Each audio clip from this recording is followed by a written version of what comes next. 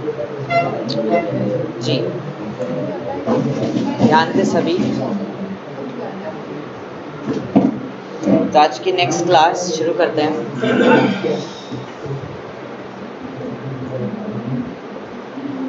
कल हमने 94 question complete कर लिए थे, तो क्वेश्चन नंबर आज का 95 number, what is the text books use. अब एक टेक्स्ट बुक्स का यूज़ हम किस तरह से करते हैं, तो इसका राइट आंसर होगा, फिर हम इसको प्रैक्टिकली भी करते हैं कि क्या चीज़ होती है ये दरअसल, to collect information from the user. इसका राइट आंसर है to collect information from the user, यानी एक टेक्स्ट बुक्स के द्वारा कोई भी इंफॉर्मेशन प्राप्त कर सके। जैसे अगर मैंने कोई इंफॉर्मेशन आपको एक नोट्स के माध्यम से पहुंचानी है, एक अलग से एक पेज पर मैंने ना एक अपना व्हाट्सएप ग्रुप का एक नंबर स्पेशली उसमें एक टैग के रूप में उसमें टाइप करना है, तो एक टेक्स्ट बुक्स का यूज़ करना पड़ेगा। फॉर एग्जांपल के लिए यहाँ पर आपको दिख रहा होगा कि पेज के लेफ्ट मार्जिन एरिया में ये जो बॉक्स टाइप में सेंटर का नाम लिखा हुआ है, तो ये हमने एक टेक्स्ट बुक्स लेकर काम किया हुआ है। या राइट साइड में भी आप देख सकते हैं, यहाँ पर मैं इसको थोड़ा सा प्रीव्यू करके दिखा रहा हूँ, देखो ये वाला एरिया देख रहे हो, तो ये भी मैंने कहाँ पर लिखा हुआ है, एक टेक्स्ट बॉक्स के अंदर यहाँ पे लिखा हुआ है सेंटर का नाम, और कुछ मैंने कोर्सेज के नाम भी लिख दिए कि हम किस तरह की कोचिंग प्रोवाइड करते हैं यहाँ पर। ठीक है, मैंने उसमें से कुछ कोर्सेज के नाम यहाँ पर लिख दिए राइट साइड में, तो ये मैंने टेक्स्ट बॉक्स के माध्यम से लिखी। आपने किसी बुक के अंदर, किसी किताब में एक छोटे से स्क्वायर बॉक्स में कभी लिखा हुआ देखा होगा इम्पोर्टेंट नोट, ठीक है, तो वह टेक्स्ट बॉक्स होता है। और टेक्स्ट बॉक्स को हम कहीं पे भी मूव कर सकते हैं। मैंने यहाँ पर एक न्यू फाइल ले ली Ctrl+N, जिसके बाद इंसर्ट पे जाकर टेक्स्ट बॉक्स में से एक ये सिंपल टेक्स्ट बॉक्स ले लिया हमने। आप इसको कहीं पे भी मूव कर सकते हैं, इसके अंदर जो भी आपने कंटेंट लिखना है टाइप कर सकते हैं।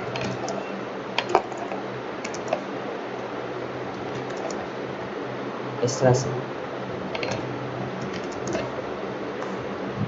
तो ऐसा कि जो भी कंटेंट मटेरियल हमें इसमें शो करना है तो हम इसमें टाइप करके इसको कहीं पे भी स्टोर कर सकते हैं। और यहाँ पर अगर मैंने यहाँ पे कुछ डिफरेंट कंटेंट ले लिया, जैसे कि इसको हम इसको रोटेट भी कर सकते हैं। कैसे करेंगे उसके लिए मैंने क्या करा, टेक्स्ट डायरेक्शन पे जाके इसको रोटेट कर दिया, इसकी हाइट थोड़ी सी खींच के इसको साइड पे ऐसे लगा दिया बस। तो जैसा आपको वहाँ पे देखने को मिल रहा था ऐसे ही हम यहाँ पर भी स्टोर कर सकते हैं। अब ऐसे ही अगर मैं यहाँ पर एक काम ये कर दूँ कि इस नोट्स को प्रिंट आउट देना है मैंने आपको, तो यहाँ पर इस एरिया में एक अलग से पेज पे बीच बीच में टेक्स्ट बॉक्स बना सकता हूँ, ताकि प्रिंटिंग में शॉर्ट नोट में एक बॉक्स के अंदर टाइप होकर आ जाए कोई भी ऐसी इन्फॉर्मेशन जो मैं स्प्रेड करना चाहता हूँ, ठीक है, नोट्स के माध्यम से। ठीक है, अगला क्वेश्चन पढ़ेंगे। What can be changed with the help of page setup command। अब पेज सेटअप की सहायता से आप क्या क्या चेंज कर सकते हैं। पेज लेआउट पे जाकर हम पेज का लेआउट भी चेंज करते हैं, सोर्स भी चेंज करते हैं, पेज का कलर भी, मार्जिन्स भी। तो यहाँ पर आ जाएगा बोथ ऑफ अबव, तो दोनों का यूज़ करते हैं हम। ये पेज सेटअप में ये सभी ऑप्शंस तो है ही, इसके अलावा डिज़ाइन में भी पेज बॉर्डर, पेज कलर या वाटरमार्क, ये देखो पेज के ऊपर बैकग्राउंड में कलरिंग करने के लिए इनका यूज़ कर सकते हैं। तो इसका राइट आंसर होगा both of above. And what are the buttons in the title bar of word.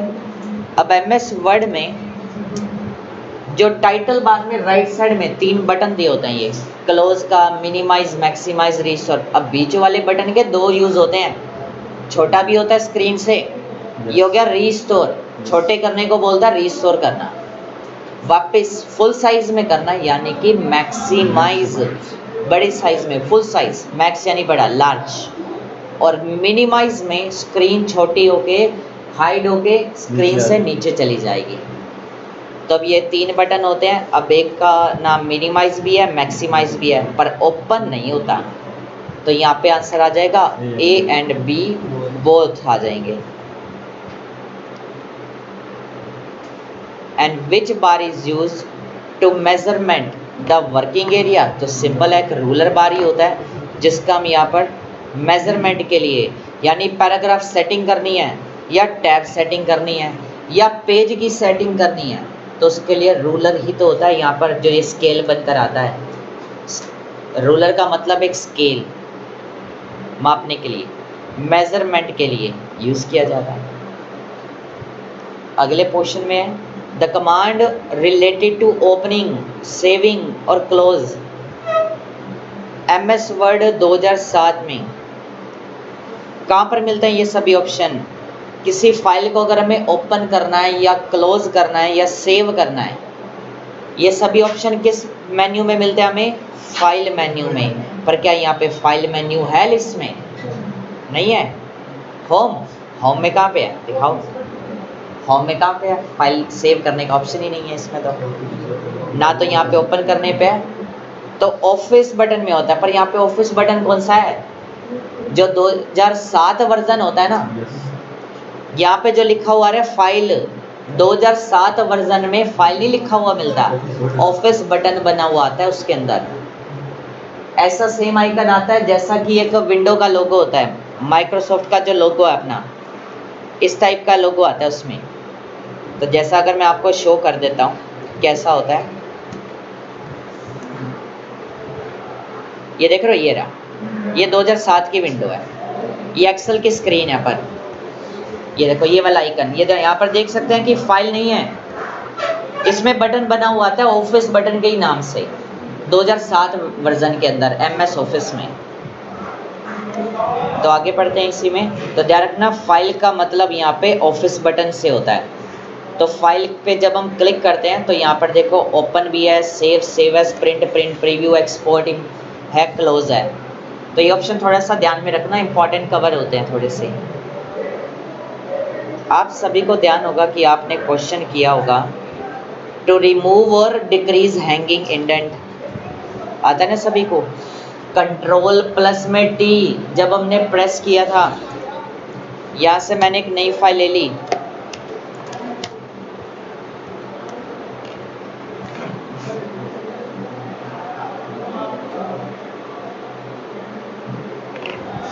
हाँ, तो यहाँ पर मैंने करेक्ट करा। आप संडे को भी यही पे होगा, संडे को भी आ सकते हैं। तो यहाँ पर मैंने ना एक फर्स्ट पैराग्राफ की अगर स्टार्टिंग पे क्लिक किया, अगर मैं टैब बटन दबाता हूँ तो गैप आता है खाली फर्स्ट लाइन के अंदर, हमारी जो फर्स्ट लाइन होती है वो आगे चली जाती है। अगर मैं कंट्रोल M दबाता हूँ तो ये जो इंडेंट वाला ऑप्शन होता है, इंक्रीज इंडेंट, इसकी कमांड होती है कंट्रोल M। तो इसमें देखो सारी की सारी लाइनें आगे चली जाती हैं, यानी पूरा पैराग्राफ उठ के ½ इंच का स्पेस देकर आता है। और वापस डिक्रीज इंडेंट करना हो तो डिक्रीज लेफ्ट इंडेंट के लिए कंट्रोल शिफ्ट M का यूज करते हैं। और अगर मैं कंट्रोल के साथ T दबा देता हूँ तो यहाँ पर देखो क्या मूव हुई, फर्स्ट लाइन तो 0 पे ही है और बाकी सभी लाइंस इसके अंदर मूव हो गई।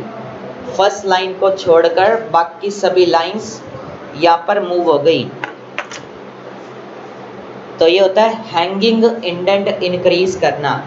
तो increase hanging indent control T, और जब हम कंट्रोल और शिफ्ट के साथ में T प्रेस करते हैं तो वो डिक्रीज होता है, डिक्रीज इंडेंट। अगर मैंने कंट्रोल T भी दबा दिया, कंट्रोल M भी दबा दिया, तो पूरा पैराग्राफ भी आगे चला गया और नीचे की लाइन भी आगे चलेगी। अगर इसकी पैराग्राफ की सेटिंग मुझे बिल्कुल हटानी हो तो एक शॉर्टकट कमांड होता है कंट्रोल के साथ Q, कंट्रोल Q प्रेस करेंगे पैराग्राफ फॉर्मेटिंग को हटाने के लिए। एक हमने पीछे पढ़ा था यहाँ पर टेक्स्ट फॉर्मेटिंग के लिए, फॉर्मेट पेंटर वाला, टेक्स्ट फॉर्मेटिंग के लिए copy formatting control shift CV, और हटाने के लिए हमने किया था कंट्रोल स्पेस बार। तो कंट्रोल स्पेस बार वाला यानी क्लियर फॉर्मेटिंग, ये जो ऑप्शन होता है ना, ये टेक्स्ट की फॉर्मेटिंग को हटाता है, जैसे कि colour, size, bold, italic, underline, ये चीज़ें हटाने के लिए हम यूज़ करते हैं। पर अगर किसी पैराग्राफ की इंडेंट सेटिंग हटानी हो, पैराग्राफ की सेटिंग को रिमूव करने के लिए हम कंट्रोल क्यू प्रेस करेंगे। देखो वापस सारी चीज़ें ज़ीरो पे रीसेट हो गई, वापस पैराग्राफ हमारा ज़ीरो पे आ गया। ठीक है, तो अगले क्वेश्चन में है, इससे आगे के मैंने आपको 41 कुछ क्वेश्चन कराए थे एक फाइल के अंदर से, हमारे वो क्वेश्चन रहता है वो उस फाइल में से हम कवर करते हैं इसको। तो यहाँ पे हम दूसरी फाइल ओपन करेंगे। तो देखो यहाँ पर हमारे पास फर्स्ट क्वेश्चन में कह रहा है कि इन विच मेन्यू, आपके पास ग्रुप में एक 41 क्वेश्चन की ना फाइल भी होगी 1 से 40 41 वाली, तो वो क्वेश्चन है अब ये वाले थोड़े से इम्पोर्टेंट। इसके अंदर आपको कम से कम 10-12 क्वेश्चन ऐसे मिलेंगे जो पिछले जेएसए के अंदर भी थे, और मैंने ऐसी आज पावर पॉइंट के जो क्लासेस स्टार्ट की हैं उसके अंदर भी कुछ ऐसे क्वेश्चन ऐड किए हैं जो पिछले जेएसए में भी थे, और कुछ और भी देंगे आपको इन 40 के अलावा भी। आपका सिलेबस पूरा आ जाएगा, कुछ और नए क्वेश्चंस भी मैं आपको दूंगा, थोड़ा सा सर्च करके, थोड़ा समय लगेगा उसको, तो उसमें डीपली थोड़ा सा और वर्डिंग भी थोड़ी डिफरेंट करके दूंगा ताकि अच्छी से और ज़्यादा अच्छी तैयारी हो जाए। कुछ नई वर्डिंग्स, क्योंकि एग्ज़ाम्स में आपको ना डिफ़िकल्ट वर्ड कई बार मिल जाते हैं, जिनकी थोड़ी सी इंग्लिश वीक हो जाती है तो उनको थोड़ा दिक्कत हो जाता है कई बार, क्योंकि हिंदी में भी हम नहीं कर पाते हैं, हिंदी काफ़ी ज़्यादा मुश्किल रहती है इसके अंदर कंप्यूटर में। तो काफ़ी सारे स्टूडेंट को इंग्लिश ना आने की वजह से वर्डिंग क्लियर नहीं हो पाती कई बार, जिस वजह से वो आंसर आते होते भी छोड़ आते हैं। तो ताकि थोड़ी और अच्छे से आपकी तैयारी हो जाए, तो नए क्वेश्चन के साथ हम कुछ दिन में फिर से पढ़ेंगे और भी। तो फर्स्ट क्वेश्चन है हमारा, in which menu is the command to insert header and footer available. तो कहाँ पर हो जाए, अब हेडर फुटर का ऑप्शन कहाँ पर मिलता है हमें, इंसर्ट मेन्यू में। और to print a document press the control P. देखो क्वेश्चन थोड़ी सी न्यू डिफरेंट वर्डिंग्स में मिलेंगी। And which program is use to correct spelling, यानी कि स्पेलिंग एंड ग्रामर्स को करेक्शन करने के लिए हम स्पेल चेक। अब स्पेलिंग एंड ग्रामर का जो ऑप्शन होता है वर्ड में, रिव्यू पे जाके F7 इसकी कमांड होती है, इसका यूज़ हम करेक्शन करने के लिए करते हैं, गलतियों को सुधारने में। यानी अगर कोई डॉक्यूमेंट टाइप किया उसमें कुछ मिस्टेक कर दी हमने, अब उनको करेक्ट भी करना है, तो करेक्शन करने के लिए हम यहाँ पर स्पेलिंग एंड ग्रामर का यूज़ किया जाता है। तो यहाँ पे ऑटो करेक्ट मत कर देना, बहुत से बच्चे ऑटो करेक्ट गलती करके आते हैं। यहाँ पे ऑटो करेक्ट तो जस्ट एक फीचर है जो खुद काम करता है, करेक्शन करने का ऑटोमेटिकली करता है। यहाँ पे तो अब ऑटोमेटिक कुछ है ही नहीं इसमें सिस्टम।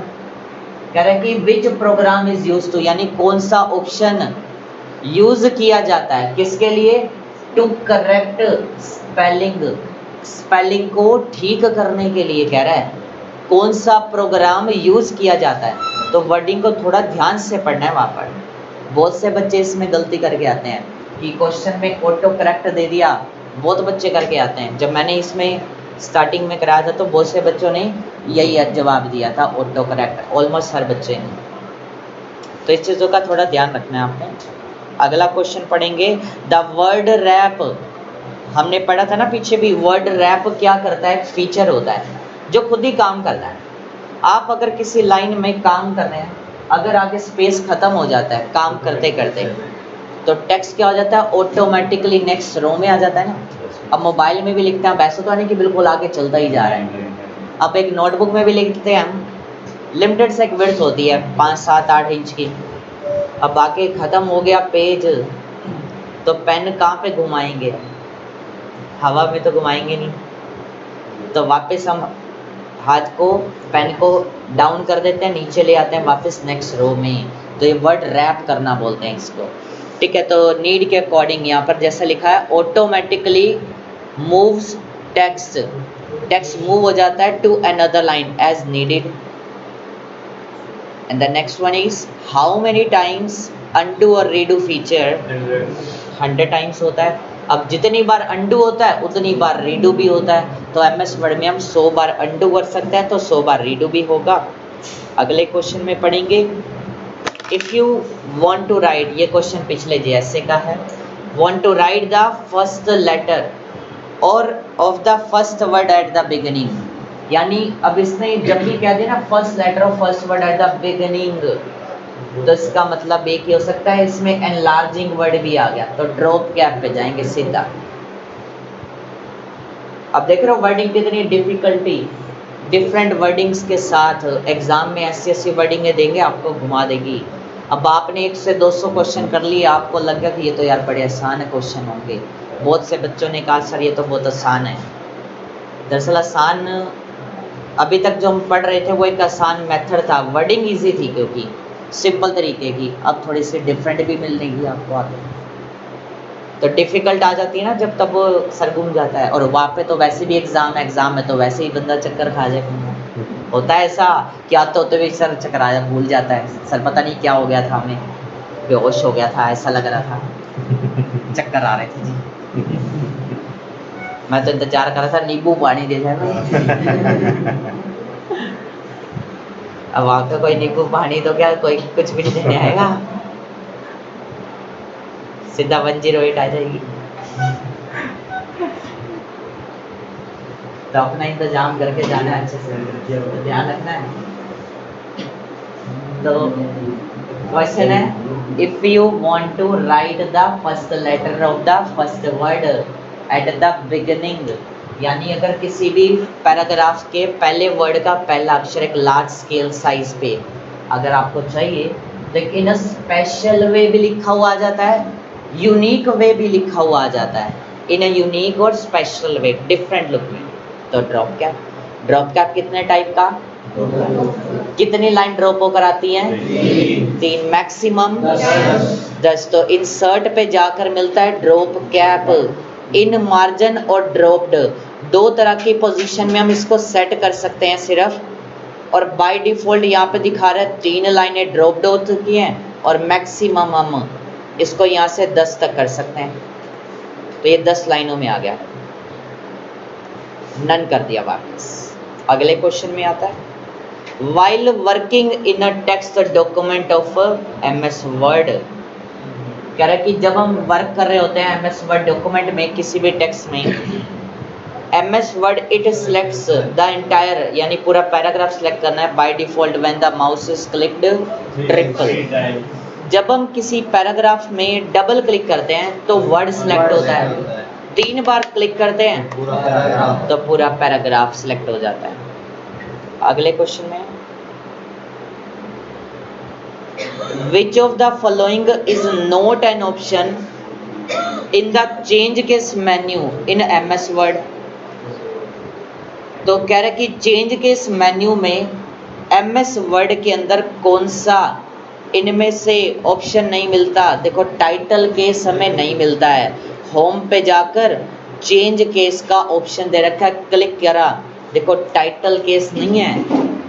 वैसे जो कैपिटलाइज ईच वर्ड होता है ना, इसको टाइटल केस बोलते जरूर है। अब मैं ग्राफिक की एप्लीकेशन, जैसे कि मैंने यहाँ पे कोरल ड्रॉ में, यहाँ पर ये सारे लेटर ना मेरे को, या इसके अंदर है, मैंने चेंज केस की कमांड दी, यहाँ पे भी सेम होती है शिफ्ट F3, तो इसमें देखो टाइटल केस आता है ग्राफिक में, इसकी जगह पे अब इसमें कैपिटलाइज नहीं दिखाता, वहाँ पे टाइटल केस नहीं दिखाता, चीज एक ही है। बस यहाँ पे इसने देखो जो वर्डिंग में पूछा कि note an option in the change case menu, इनमें से कौन सा ऑप्शन MS वर्ड में नहीं मिलता, तो यहाँ पर तो हम इसी के अकॉर्डिंग पढ़ेंगे। वैसे चाहे हम इसको क्या जरूर सकते हैं टाइटल केस, पर लिस्ट में नहीं होता। बिल्कुल MS वर्ड में आपको कैपिटलाइज ईच वर्ड के नाम से मिलेगा, हर वर्ड का पहला अक्षर कैपिटल हो जाएगा। अगला पॉइंट है, which shortcut key is use to go straight, सीधे जाने के लिए, कहाँ पर, to the bottom of document, document के अंदर हमें सीधा जाना, बिल्कुल स्ट्रेट, कहाँ पर, अंत में, बिल्कुल बॉटम यानी नीचे सबसे, तो कंट्रोल एंड। इससे पहले हमने पढ़ा था end of the document, document के लास्ट पे जाना, यानी अब इसमें दिखा दिया bottom of the document, wording को थोड़ा सा चेंज कर दिया, बॉटम लिख दिया आप, ठीक है। तो कंट्रोल एंड सीधा, जैसे मेरे पास यहाँ पर MS वर्ड के अंदर टोटल 6 पेज हैं। कर्सर हमारा फर्स्ट पेज पे है, स्टेटस बार में हम यहाँ पे चेक भी कर सकते हैं। तो जैसे ही कंट्रोल एंड दबाया तो देखो यहाँ पे बिल्कुल लास्ट पेज पे आ गया, नीचे दिखा रहा है पेज 6 ऑफ 6। कंट्रोल होम दबाएंगे तो बिल्कुल शुरू पे चला जाएगा। कंट्रोल डाउन एरो से एक पैराग्राफ नीचे जाता है कर्सर, सिर्फ कर्सर मूव होगा। कंट्रोल डाउन दबाया, अगले पैराग्राफ पे आ गया, फिर दबाया, उससे नेक्स्ट, या कंट्रोल अप। और अगर साथ में शिफ्ट भी दबाते हैं, कंट्रोल शिफ्ट डाउन, तो पूरा पैराग्राफ सिलेक्ट हो जाता है। क्वेश्चन नंबर 10 में to find and load saved file, किसी भी पहले से सेव की गई फाइल को अगर हमें ओपन करना हो कंप्यूटर स्क्रीन पर, चाहे वो वर्ड हो, चाहे एक्सेल हो, या पावर पॉइंट हो, चाहे एक्सेस हो, अगर हमने कोई फाइल पहले से बना रखी है उसको हमें ओपन करना है स्क्रीन पर। आपने जैसे मैंने आपको कोई भी एक नोट्स भेजने हैं, मेरे कंप्यूटर में है या मोबाइल की गैलरी में कोई फ़ोटो है, ठीक है, मैंने अब उसको भेजना आपको, तो कैसे भेजूँगा? पहले आपकी चैट पे जाके नीचे क्लिक आइकन होता है, उस पर क्लिक करेंगे, उसको फिर ढूंढना भी तो पड़ेगा। अब मोबाइल में फ़ोटोज़ भी तो इतनी सारी हो जाती है, दिन में इतने सारे, तो हम स्क्रीनशॉट ही ले लेते हैं। अब स्क्रीनशॉट का ज़माना है, क्या करे साहब, है ना? ऐसा ही है ना? सोचते हैं यार ये तो बड़ी अच्छी लाइनें हैं, स्क्रीनशॉट तो बनता है बॉस, तो ली, देखी कभी भी नहीं गैलरी, मोड़ के हो गलियों में वापस नहीं जाए, है ना? तो बस वो मेमोरी पड़ी रहेगी, और उस समय पे गम जरूर होता है यार, मेरा डाटा उड़ गया, मुड़ के आया नहीं कभी, है ना? बस गुम ही हो गए वहाँ। पढ़ लेनी चाहिए थी। तो यहाँ पे आ जाएगा सिलेक्ट ओपन कमांड, यानी कि अगर किसी फाइल को अगर हमें ओपन करना है तो उसको लोड करना। अब अगर हमने ढूंढेंगे, पहले हम फाइल को ओपन करने के लिए ढूंढेंगे, ढूंढने के बाद फिर उसको ओपन करना, यानी कि उसको लोड करना, ठीक है। जैसे मैंने वीडियो अपलोड करनी है तो लोड कर, पहले वो लोडिंग करता है उसके अंदर। अगले क्वेश्चन में आता है, करा देना वो, ठीक है। मैं कहा नींद आ रही हो, बोर कर रहा हूँ। चलिए, बड़ी अच्छी क्लास है, बड़ी प्यारी क्लास है, क्या बात है, तारीफ है काफी, क्या बात है, क्या बात। चलिए, हाँ जी, आज बोलने वाले बच्चे नहीं बैठे ना, क्लास हमारी धीरे धीरे समझदार होती जा रही है, और दिन भर दिन पेपर नज़दीक आ रहे हैं, सीरियस होते जा रहे हैं। बड़े प्यारे बच्चे, ज़्यादा तारीफ नहीं भैया, अब थोड़ी सी बुराई का समय आ गया। चलिए, अगला क्वेश्चन है, एनी डिजिट और letter is above the baseline and smaller than it is called the following superscript। यानी जब हम किसी टेक्स्ट को सुपरस्क्रिप्ट करते हैं, जैसे एक लाइन के ऊपर हम टाइप करते हैं, कुछ भी लिखते हैं, तो वो एक बेस लाइन हमारी। हमने अगर किसी टेक्स्ट को सुपरस्क्रिप्ट करा है तो वो क्या होता है, बेस लाइन से ऊपर उठ जाता है और साइज में स्मॉल भी हो जाता है, तो वो ये हो गया सुपरस्क्रिप्ट, बेस लाइन से ऊपर and smaller than it is a called superscript। Shortcut की शिफ्ट प्लस में टैब, जैसे हम टैब दबाते हैं अगले सेल पे जाने के लिए, पिछले सेल पे जाना है किसी एक विकल्प के माध्यम से, तो शिफ्ट टैब का यूज किया जाता है। ध्यान रखना, पहला कह रहा है मूव थ्रू टैब। अब टैब से तो चलो आगे ही बढ़ता है, पर यहाँ पे तो शिफ्ट टैब के बारे में पूछा गया ना, तो शिफ्ट टैब से हम कहाँ पे जाते हैं, पीछे की तरफ एक विकल्प के माध्यम से। गो बैक, देखो सेकंड में लिखा हुआ है गो बैक थ्रू टैब, अब टैब से तो आगे बढ़ा जाता है, पीछे नहीं जा सकते हम टैब के थ्रू, शिफ्ट टैब से जा सकते हैं, तो सेकंड भी गलत हो गया। कई बच्चे सेकंड लगा कर आते हैं यहाँ पर, तो थोड़ा सा डिटेल में उसको अच्छे से पढ़ के करना है अपने क्वेश्चन को। ठीक है, तो पिछले सेल पे जाने के लिए। नेक्स्ट क्वेश्चन है, redo is done by following, सभी को मालूम ही है, कंट्रोल वाई का यूज किया जाता है। And which key can be used to select multiple words, lines या पैराग्राफ, सेंटेंसेस, कुछ भी सिलेक्ट करना। अगर हमें यहाँ से जैसे बीच बीच में से ना कुछ वर्ड्स को सिलेक्ट करके उसको हाईलाइट करना है, जैसे कि एक ले लिया पावरफुल, उसके बाद कंट्रोल बटन के साथ मैंने प्रोफेशनली या फिर साइड बार, हेडर या कवर पेज, ये 4-5 वर्ड सेलेक्ट कर लिए विद कंट्रोल बटन। तो अगर आपको मल्टीपल वर्ड्स लेने हो, या मैंने अब क्लिक दबा के पूरा सेंटेंस ले लिया, और जब आप नीचे स्क्रॉल करेंगे ना तो कंट्रोल छोड़ना होता है, ध्यान रखना। स्क्रॉलिंग कर दी, अब फिर से कंट्रोल दबाया, सिलेक्ट कर लिया पूरा पैराग्राफ। अब हमने वर्ड भी लिया, सेंटेंसेस भी ले लिए, पैराग्राफ भी ले लिया, कलर कर दिया, बोल्ड कर दिया, अंडरलाइन भी कर दी, या हाईलाइट भी करना है, हाईलाइट भी कर दिया, हाईलाइट हो गया। तो ये होता है कंट्रोल के साथ हम मल्टीपल ऑब्जेक्ट भी सिलेक्ट कर सकते हैं, ये भी सिलेक्ट कर सकते हैं। क्वेश्चन नंबर 15 में, which of the following is not an example of word processor, कह रहा है कि इनमें से कौन सा वर्ड प्रोसेसर का एग्जाम्पल नहीं होता। तो यहाँ पे एक्सेल। अब एक्सेल एक स्प्रेडशीट प्रोग्राम होता है जिसका यूज हम कैलकुलेशन करने के लिए करते हैं। और पहला ऑप्शन दिखा रहा है आईबीएम। आईबीएम एक आईटी कंपनी है जो कंप्यूटर भी बनाती है, सॉफ्टवेयर भी बनाती है। अब आईबीएम ने अपना एक सॉफ्टवेयर लॉन्च किया लोटस सिम्फनी के नाम से। जैसे माइक्रोसॉफ्ट ने वर्ड बनाया ना, अब वर्ड के बारे में सभी को पता है क्योंकि वो वर्ल्ड वाइड लेवल पे यूज़ हो रहा है। हर स्कूल में, हर कंपनी में, हर ऑफिस में, चाहे कहीं पे भी चले जाए, देश विदेश के किसी भी कोने में, हर जगह पे माइक्रोसॉफ्ट जरूर यूज़ होता है, कहीं पे भी चले जाए सबसे ज़्यादा।